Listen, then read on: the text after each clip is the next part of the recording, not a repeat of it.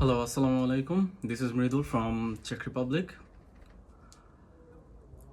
ভিডিওটি করা হচ্ছে মূলত কিছু অনুভূতি থেকে।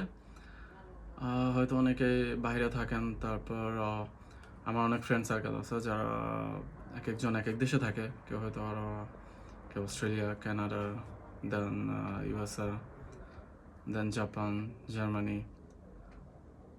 সো সবার জন্যই ভিডিওটি। তা আমি জানি না সবার সাথে এরকম ঘটে কিনা। এটা জাস্ট মানে মনের তৃপ্তির জন্য আসলে জিজ্ঞেস করা। বাহিরে আসার পর মানুষ সর্বপ্রথম যে জিনিসগুলোতে বেশি ফেস করে, আমার কাছে মনে হয় সেটা হলো সবচেয়ে একাকিত্ব। আর এইটা আপনার তখন ফ্যামিলি বলেন, যদি কারো ওয়াইফ থাকে ওয়াইফ বলেন, এগুলো আসলে কেউ এই একাকিত্বটা আসলে তখন মানে পূরণ করতে পারে না। আর এই একাকিত্বর মধ্যে সবচাইতে মনে পড়ে মনে হয় প্রত্যেকেরই পাস্ট লাইফ। আই মিন যাদের অতিরিক্ত ফ্রেন্ড সার্কেল নিয়ে আড্ডা দেওয়া, তারপর স্কুল জীবন, কলেজ জীবন, তারপর কাটানো সময় আই মিন বিকেলবেলা, মানে প্রত্যেকেরই যখন যারা দেশে ছিল তাদের রেগুলার লাইফের যে কাজগুলো করতো সেগুলো মনে হয় বেশি মনে পড়ে। আর এইগুলা এত তীব্রভাবে তখন পেইন দিতে থাকে যে যদি একটাবার ওই টাইমে আবার ব্যাক করতে পারতাম।